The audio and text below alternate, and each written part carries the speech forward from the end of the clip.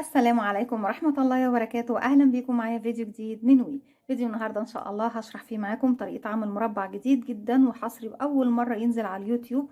أتمنى يا رب إن هو ينول إعجابكم. فضلا ليس أمرا، إذا عجبكم الفيديو ما تنسوش تعملوا لي لايك وشير وسبسكرايب، والبنات اللي لسه أول مرة يتابعوني دوسوا اشتراك، وكمان كلنا ندوس على زرار تفعيل الجرس عشان يوصلكم مني كل جديد. هنستخدم مجموعة من الألوان، لكن طبعا انتوا تقدروا تعملوا بلون واحد أو بأكتر من لون زي ما هنعمله مع بعض النهاردة. طيب نقدر نعمل منه ايه؟ نقدر نعمل منه شال مستطيل، تقدري تعملي منه مفرش سرير او بطانية بيبي، تقدري تعملي منه مفرش للسفرة لو هتستخدمي الخيوط طبعا الخاصة بمفارش السفرة. زي ما احنا شايفين معانا مجموعة متنوعة من الالوان، لكن تركيبة الالوان اللي انتوا حابينها اكيد طبعا عفوا هي اللي هترتبوها مع المفرش اللي انتوا هتعملوه. هستخدم خيط صوف متوسط السمك مع ابرة رقم 3.5 ملم. في البداية بنقول بسم الله الرحمن الرحيم ونبتدي نكون دائرة. هنكون الدائرة النهاردة من سلسلتين، يعني احنا في المعتاد كنا بنكون الدائرة من دائرة سحرية او مجموعة سلاسل، النهاردة هنكونها من دائرة السلسلتين. هسيب مسافة من الخيط وهلف الخيط حلقة على الهواء بالشكل ده، وداخل الحلقة هدخل هلف الخيط واخرج منها، طرف الخيط بشد بقى في عقدة البداية. نبتدي ارتفع سلسلتين. عشان ارتفع سلسلة بيكون عندي على الابرة حلقة، بلف الخيط واخرج منها. بسم الله، 1 2. هسيب اول واحدة وهعتبرها ارتفاع غرزة الحشو، لان اول سطر عندي هنشتغل غرزة حشو، وهدخل داخل السلسلة رقم 2 في الحلقة الخلفية وهاخد معاها المطب كمان، هشتغل فيها 8 غرزة حشو.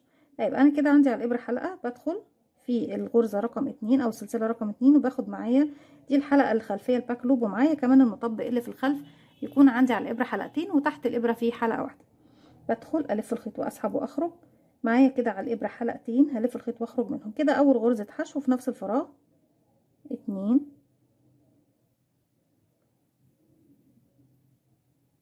3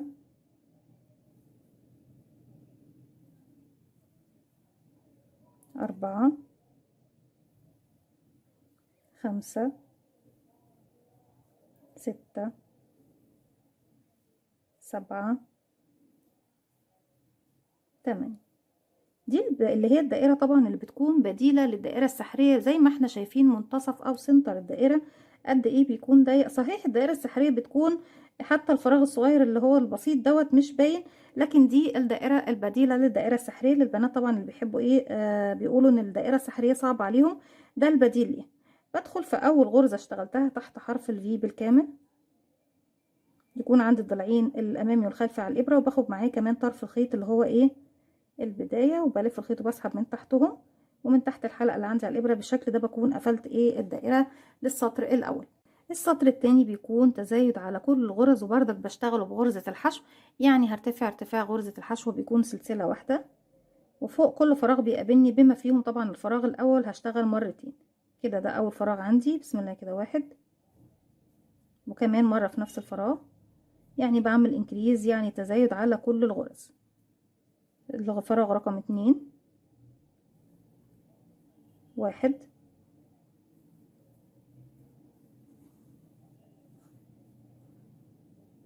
2 في نفس الفراغ، يبقى كده 1 2. الفراغ رقم 3 1 2. فراغ رقم 4 1 تاني في نفس الفراغ 2. رقم 5 1 2 و6 1 2 عفوا 7 1 2. كده اختفى معانا طبعا خيط البداية زي ما احنا شايفين من ورا ومن قدام. طيب رقم 8 هشتغل اول غرزة باللون الكحلي زي ما انا بشكل طبيعي، والغرزة رقم 2 وهي الأخيرة عندي باللون الكحلي دلوقتي هيكون معايا حلقة، هدخل فراغي أسحب الخيط وأخرج كده معايا حلقتين. أنا لو بكمل المربع بتاعي كله بنفس اللون هلف الخيط وأخرج إيه من الحلقتين دول، لكن لو بضيف لون جديد بجيب اللون الجديد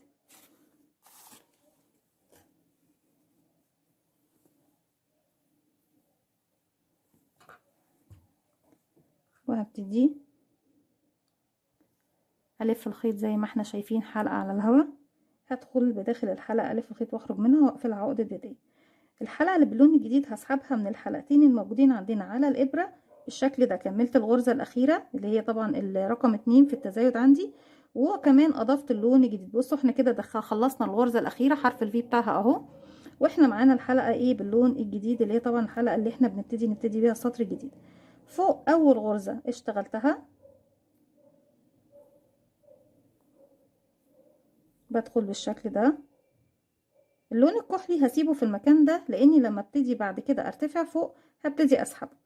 اما اللون اللي هو الاصفر دوت هبتدي اخليه معايا ورا حرف الفي، في ظهر حرف الفي، او طبعا اللي هو الضلعين الامامي والخلفي للغرز كلها على الابره كده بالشكل ده، واسحب الخيط منه ومن الحلقه اللي عندي على الابره بغرزه منزلقه. المكان اللي باللون الاصفر ده مكان التقفيل، يعني مش مكان غرزه هتشتغلي فيه. طيب السطر الجديد بقى بنرتفعه 1 2 3 سلسله، والثلاثة سلسلة دول بعتبرهم عمود بلفة فوق الفراغ الأول.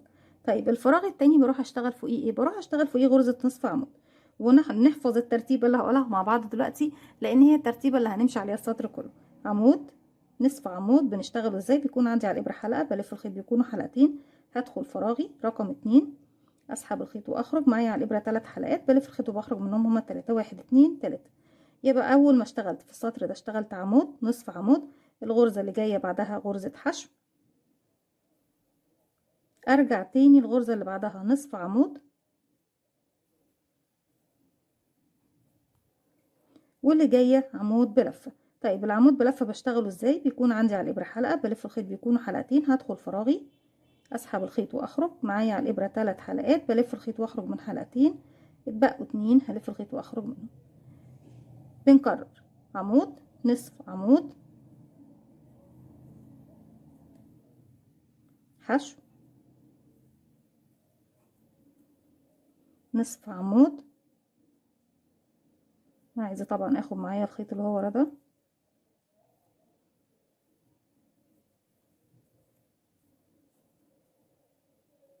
عمود بلفة، وارجع نصف عمود، حشو، نصف عمود، عمود بلفة، وهكذا. احنا كده عمود، بصوا بدايتي كانت ايه؟ عمود، نصف عمود، حشو، نصف عمود، عمود بلفة، نصف عمود، حشو، نصف عمود، عمود بلفة، وهكذا حتى طبعا نصل الى نهاية الراوند اللي احنا طبعا بنشتغل. في نهاية الراوند عندنا زي ما احنا شايفين هنشتغل اخر غرزة، وهي بيكون تكرارها غرزة نصف عمود لان احنا ابتدينا بعمود بلفة. طيب في نهاية السطر هبتدي اغير بقى اللون جديد. عشان اغير في اللون اللي طبعا الجديد في غرزة النصف عمود بغير ازاي؟ بيكون عندي على الابرة حلقة، بلف بيكون حلقتين، هدخل فراغي الاخير، اسحب الخيط واخرج معانا على الابرة 3 حلقات. لو بتكملي تاني بكرر، لو بنكمل بنفس اللون بلف الخيط وبخرج من ال3 حلقات بنفس اللون. لو هضيف لون جديد بسيب اللون اللي انا مش بستخدمه دلوقتي في الخلف، وبعمل عقدة بداية باللون الجديد، اسحب الحلقة الجديدة اللي هي اللون البطيخي من ال3 حلقات الموجودين عندي على الابرة، 1 2 3 بالشكل ده اهو. بروح فين بقى عشان نقفل السطر؟ زي ما احنا شايفين ال3 سلاسل ارتفعناهم في البداية، 1 2، في تالت سلسلة ارتفاع بدخل وبقفل بغرزة منزلقة. احنا كده شفنا بنغير ازاي في نهاية السطر بالنسبة لغرزة الحشو، وعرفنا كمان بالنسبة لغرزة النصف عمود بنغير فيها اللون ازاي. طرف الخيط ده بخليه معايا زي ما اتفقنا مع بعض. فوق اول غرزة اللي احنا قفلنا فيها برتفع سلسلة واحدة بس وبشتغل غرزة حشو في نفس الفراغ. الغرزة اللي جاية بشتغل عندها نصف عمود، بلف الخيط وبدخل عندها اهي. بصوا الغرزة اللي جاية هي يا بنات لما بتيجي تقفلي في غرزة السلسلة بتبص تلاقي الغرزة اللي وراها بتحس ان هي الحرفين، الحرف الفي بتاعها مش مظبوط شوية، فخدوا بالكم عشان في بنات كتير ما بتفتكرش ان هي دي اول غرزة. نصف عمود يعني ابتديت بحشو، بعد كده اخدت نصف عمود، بعد كده الغرزة اللي جاية هتكون عمود بلفة واحدة. الغرزة اللي جاية هتكون عمود ب2 لفة. طيب بنشتغل العمود ب2 لفة ازاي؟ بيكون عندي على الابرة حلقة، جاي من اسمه بلف الخيط على الابرة 1 2، يبقى كده معايا 3 حلقات، الحلقة الاساسية واللفتين اللي لفيناهم. هدخل الفراغ اسحب الخيط واخرج معايا على الابرة 4 حلقات، بلف الخيط وبخرج من حلقتين، بقوا 3 نلف الخيط ونخرج من حلقتين، اتبقى 2 نلف الخيط ونخرج منهم. بالشكل ده بكون خلصت ايه الغرزة زي ما احنا شايفين.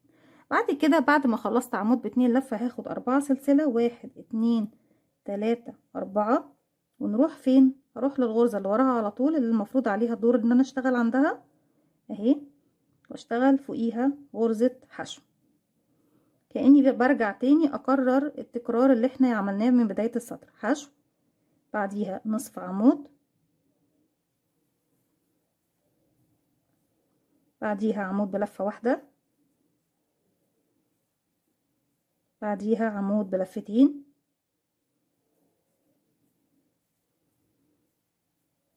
أربعة سلسلة، 1 2 3 4، وانزل في الغرزة اللي وراهم على طول واعمل حشو. وبكرر السطر زي ما احنا شايفين بنفس الطريقة لغاية ما اوصل للنهاية. هكمل وارجع لكم.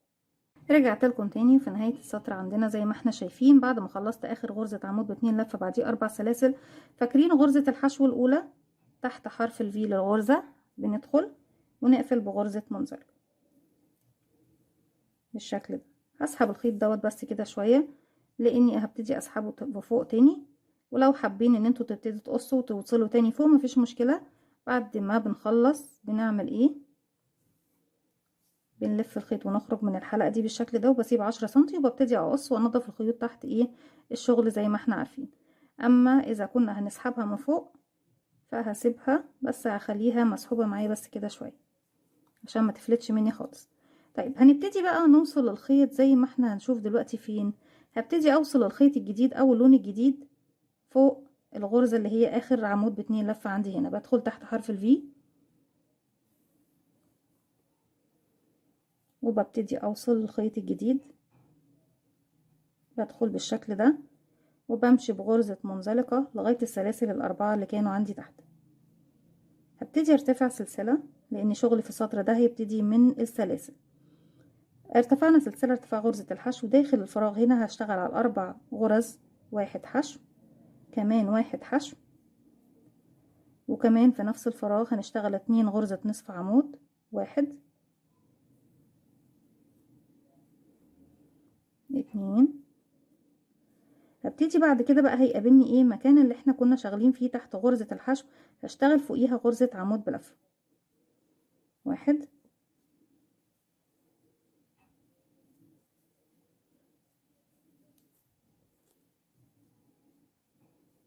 عمود، والغرزة اللي بعدها كمان 1 عمود، عمود ب2 لفة،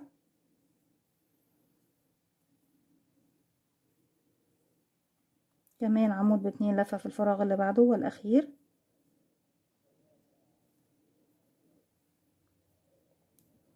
العمود ب2 لفة ده انا لسه ما اشتغلتش فوقيه، انا بس مجرد ان سحبت الخيط الجديد من فوقيه لكن ما اشتغلناش فوقيه يا بنات. عشان تبقوا مركزين معانا احنا مشينا بمنزلقة الاول الاربع سلاسل. بدايتي في السطر كانت الاربع سلاسل اللي هم طبعا في البداية. هرجع اخد 4 سلسلة، 1 2 3 4، وارجع تاني اكرر. هنكرر ازاي يعني الكلام دوت؟ هروح مباشرة بعد الاربع سلاسل للسلاسل الاربعة اللي كانوا عندي من تحت واعمل حشو،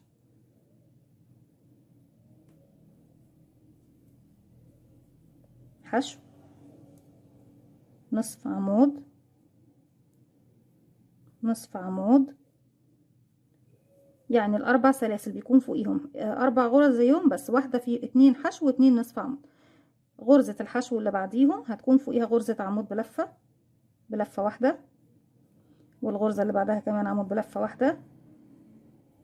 الغرزتين اللي في الاخر بيكون فوقيهم غرزتين بعمود ب2 لفة كده، 1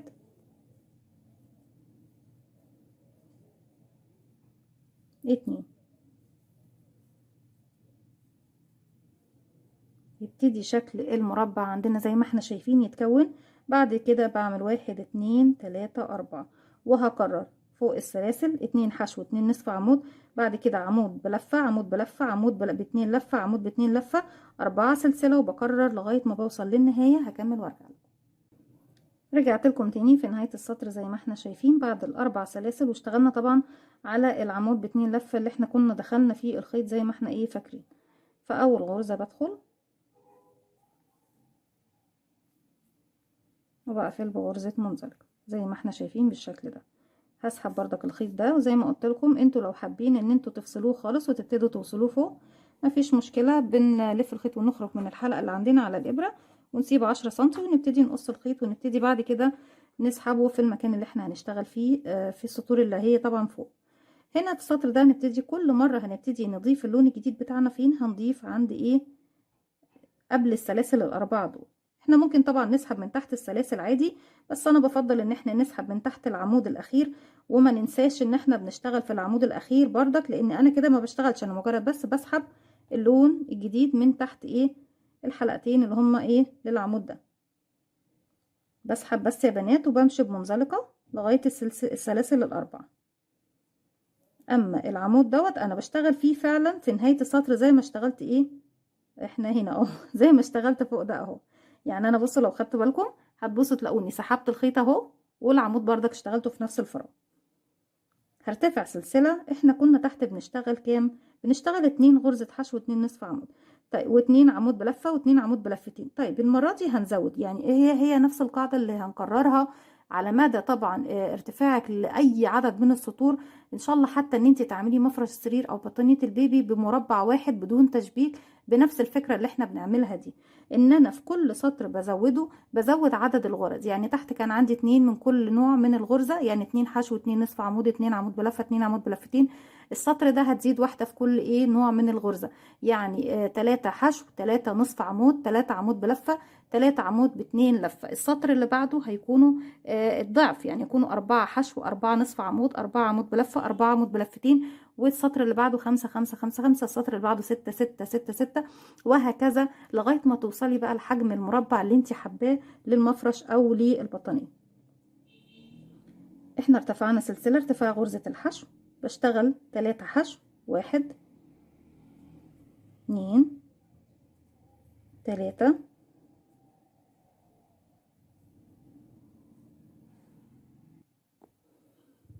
اتبقى لي من السلاسل اللي تحت غرزة واحدة بس، هشتغل فوقيها واحدة نصف عمود، ودي اول واحدة من ال3 نصف عمود.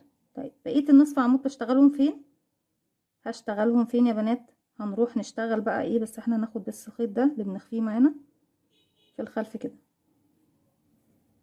اول غرزة هتقابلني هنا بعد السلاسل بتاعتي، بروح للغرزة الحشو الاولى اللي هنا واشتغل غرزة النصف عمود رقم 2 من العدد اللي معايا. يبقى اشتغلنا 3 حشو واحدة نصف عمود، ورحت الاول غرزة بتقابلني من العدد اشتغلت فيها تاني واحدة نصف عمود، اللي بعدها كمان نصف عمود. نظبط بس الخيوط بتاعتنا من الخلف.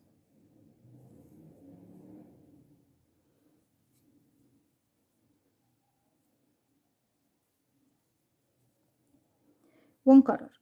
ارتفعت سلسلة اشتغلت 3 حشو، والسلسلة رقم 4 اشتغلت فوقيها واحدة نصف عمود. يعني بنمشي بالترتيب مش بنشتغل كله فوق السلاسل. رجعت هنا بعد كده اشتغلت 2 نصف عمود، هرجع بعد كده الغرز ال3 اللي جاية هيكون فوقيهم 3 عمود بلفة 1 2 3. نرجع اخر 3 غرز هيقابلوني يكونوا 3 عمود باتنين لفة 1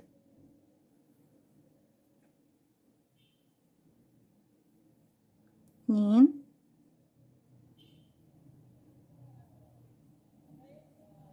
3.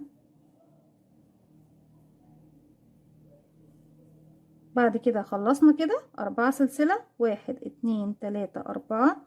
ونروح تاني للسلاسل الأربعة دول بشتغل فوقيهم 3 حشو 1 2 3. والسلسلة الأخيرة فوقيها واحدة نصف عمود، وبعد كده 3 كمان عفوا 2 كمان نصف عمود كده 2 رقم 3 نصف عمود 3 عمود بلفة 1 2 عمود بلفة واحدة 3 عمود بلفة واحدة. اخر 3 غرز هتكون 3 عمود باتنين لفة 1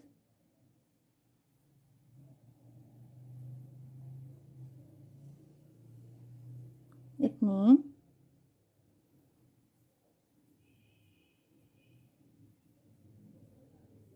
3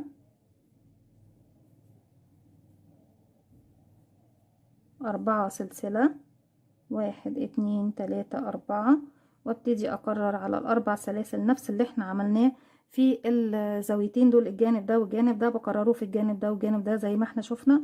3 حشو، واحدة نصف عمود، وبعد كده 2 نصف عمود، 3 عمود بلفة، 3 عمود بلفتين، وهكذا بنكرر حتى نهاية السطر. هكمل وارجع. رجعت لكم تاني في نهاية السطر زي ما احنا شايفين. في اول غرزة عفوا بروح بقفل بغرزة منزلقة بالشكل ده. نسحب الخيط ده واسيبه في الخلف. هبتدي اسحب اللون اللي هو الكحلي تاني من الخلف عندي هنا،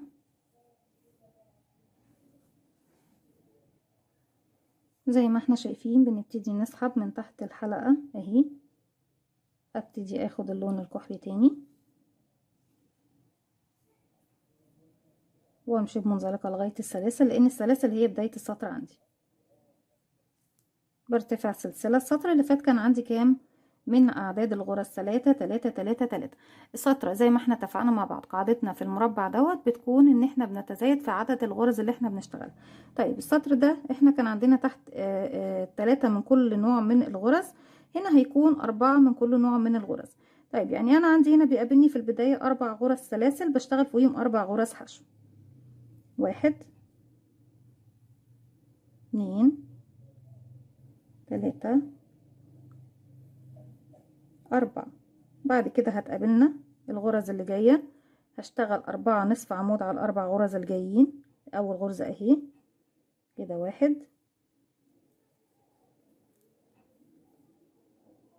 والغرزة اللي بعدها كده 2 نصف عمود عفوا، 3 نصف عمود، 4 نصف عمود. بعد كده 4 عمود بلفة، 1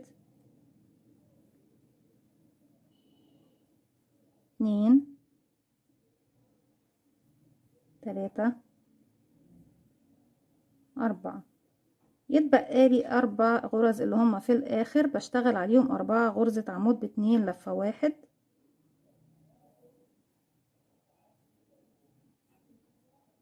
2 3 4، والأخير من الأعداد اللي عندي تحت. طيب بعد ما خلصنا أعداد الغرز الخاصة معانا اهي، 4 سلسلة، 1 2 3 4، ودي ثابتة معانا في المربع كله. هيقابلني تاني الأربع سلاسل فوقيهم 4 حشو.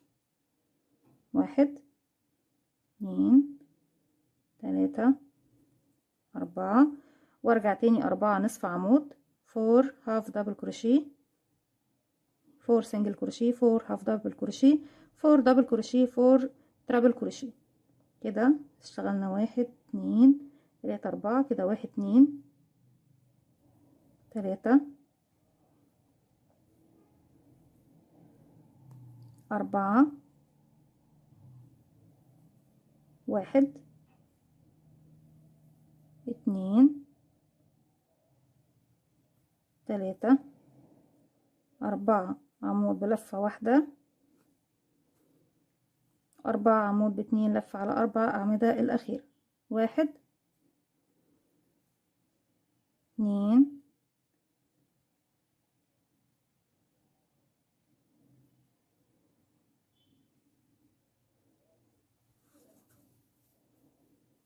3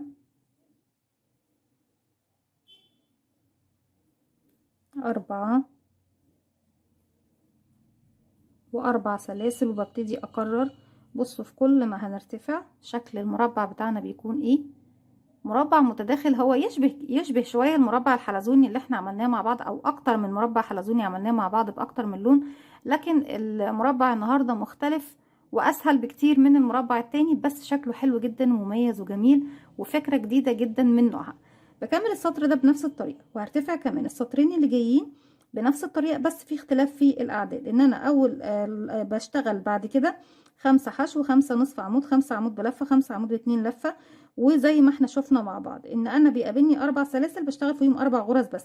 يعني السطر اللي جاي هيكون عندي 5 غرزة حشو بشتغل على ال4 سلاسل 4 حشو، والغرزة اللي هي طبعا بتقابلني الاولى من الغرز الطبيعية بشتغل عليها الغرزة اللي هي رقم 5 من الحشو الأخيرة بتاعتي. أرجع 5 نصف عمود، 5 عمود بلفة، 5 عمود ب2 لفة، 4 سلسلة، وبرجع أكرر زي ما احنا شفنا. السطر اللي بعده هيكون عندي 6 من كل نوع، يعني 6 حشو، 6 نصف عمود، 6 عمود بلفة، 6 عمود ب2 لفة. هكمل السطر ده والسطرين اللي جايين بنفس الأعداد اللي قلت لكم عليها، وبعد كده ارجع لكم نكمل السطور الأخيرة من المربع مع بعض. رجعت لكم تاني زي ما احنا شايفين خلصنا السطر رقم 8 7 و8 و9، ونقدر نرتفع كل السطور اللي هتقابلنا بعد كده بنفس النظام ده، بنفس طبعا ايه الترتيبة اللي احنا رتبناها مع بعض. وفي كل سطر بنزود عدد الغرز زي ما اتفقنا مع بعض. هنا بعد ما اضفت اللون الجديد برتفع في نفس المكان اللي انا واقفة فيه. بسم الله، 1 2 3. والسطر دوت كله هبتدي اشتغل فوق كل غرزة من الغرز اللي بتقابلني غرزة عمود بلفة، وارتفاعها طبعا بيكون 3 سلاسل. اول غرزة خلاص احنا اشتغلنا فوقيها عمود بلفة، هروح بقى للغرزة اللي بعدها وابتدي اشتغل فوق كل فراغ يقابلني غرزة عمود بلفة 1 لغاية ما بوصل لغاية فين، لغاية ما بوصل للسلاسل الأربعة دول. يعني بشتغل غرزة عمود على كل غرزة من الغرز الموجودة عندنا بالشكل ده فوق كل غرزة فوق حرف الفي بشكل طبيعي، غرزة عمود بلفة 1. كل الغرز عمود بلفة، والسطر كله بيكون بالعمود بلفة، مفيش فيه أي اختلاف.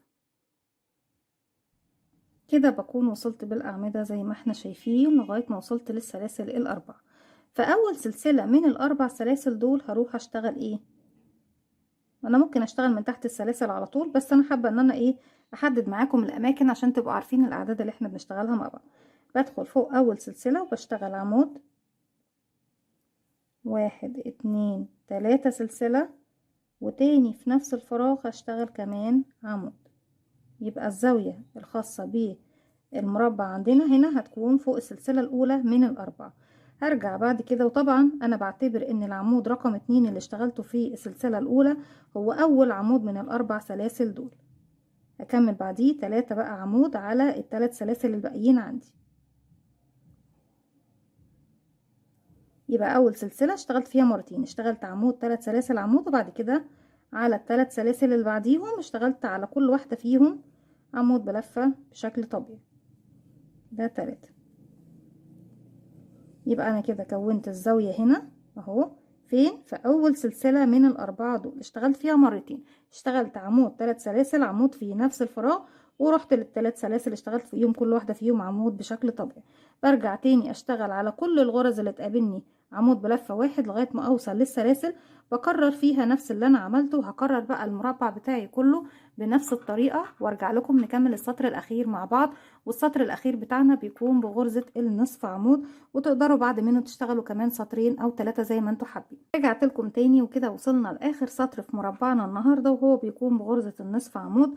وزي ما قلت لكم لو حابين تكملوا المفرش او البطانية كلها بنفس المربع بنكمل ونكرر بنفس الطريقة اللي احنا عملناها مع بعض، وبنتزايد في عدد الغرز زي ما قلنا مع بعض. يعني احنا مثلا قلنا في البداية ابتدينا ب2 او 3 غرزة حشو، بعد كده بقى عندنا 3 حشو، بعد كده بقى عندنا 4 حشو، و5 حشو، و6 حشو، وهكذا. وكل غرزة من انواع الغرز اللي اشتغلنا بيها بتتزايد بردك زي ايه كل الغرز بتاعتنا. اخر حاجه طبعا كنا اشتغلناها مع بعض 6 حشو، 6 نصف عمود، 6 عمود بلفه، 6 عمود بلفتين. لو هتكملي في السطور اللي جايه بعد كده السطر اللي بعد اللي احنا اشتغلناه اللي هو قبل ده طبعا هيكون 7 حشو، 7 نصف عمود، 7 عمود بلفه، 7 عمود بلفتين، واللي بعده 8، واللي بعده 9 و10 و11 و12 لغايه ما توصلي يعني العدد طبعا اللي انت حباه او حجم المربع اللي انت حباه. السطر اللي جاي كله بيكون بغرزة النصف عمود، ولو حابة تكرري بنفس النظام سطور تانية جاية بعد كده هتكون بنفس القاعدة اللي هنزودها في السطر ده. طيب عشان نشتغل نصف عمود، اما ان انا ارتفع سلسلتين وبعتبر نفسي اشتغلت فوق اول غرزة، او ان انا ارتفع سلسلة واحدة بس وبعتبرها مسند لغرزتي، وبروح في نفس الفراغ هو بشتغل غرزة نصف عمود تاني. يعني ماليش علاقة بالسلسلة خالص، وبرتفع سلسلة مجرد بس ايه تسند لي الغرزة، وبشتغل غرزة النصف عمود كاملة، وبكمل على كل غرزة بتقابلني من الغرز غرزة نصف عمود لغاية ما بوصل لفين، لغاية ما بوصل ل3 سلاسل الزاوية. هكمل نصف عمود على كل دول وارجع لكم. كده بنكون وصلنا للزاوية فوق الثلاث سلاسل بنشتغل ايه، وكل الزوايا اللي هتقابلنا بنشتغل زيها بالظبط. هشتغل 2 نصف عمود، 2 سلسلة، 2 نصف عمود فوق الثلاث سلاسل هما. يبقى كده 1، تاني في نفس الفراغ 2 وسلسلتين، 1 2، وتاني في نفس الفراغ كمان 2 نصف عمود، 1 2. هرجع يقابلني كل الغرز دي بشتغل فيها غرزة نصف عمود زي الغرز بنفس العدد، يعني ولا بعمل تزايد ولا تناقص. كل غرزة فوقيها غرزة نصف عمود واحدة لغاية ما بوصل الى الزاوية، بشتغل فوقيها زاوية مكونة من 2 نصف عمود، 2 سلسلة، 2 نصف عمود. ولو حابين تستبدلوا نصف عمود بحشو او بغرزة عمود بلفة تقدروا بردك تستبدلوا. بكمل الراوند او السطر زي ما احنا شايفين بنفس الطريقة، وبكرر طبعا على الزوايا زوايا زيها، بس كل زاوية بيكون فيها ايه، بيكون فيها 2 نصف عمود او 2 عمود بلفة او 2 حشو وسلسلتين، 2 غرزة كمان من نفس نوع الغرزة اللي انتوا طبعا هتحددوه او هتكرروه. لكن هي الغرزة اللي موجودة عندنا في باترون المربع عندنا النهاردة هي اخر سطر بيكون غرزة النصف عمود. بكده بكون وصلت لنهاية المربع ونهاية الفيديو النهاردة. أتمنى إن هو يكون سهل وبسيط وإن هو ينول إعجابكم. لا تنسوا إذا أعجبكم الفيديو تدعموني بلايك وشير وسبسكرايب، واستنوني فيديو جديد من وي، وكمان فعلوا زرار الجرس عشان يوصلكم مني كل جديد. السلام عليكم ورحمة الله وبركاته.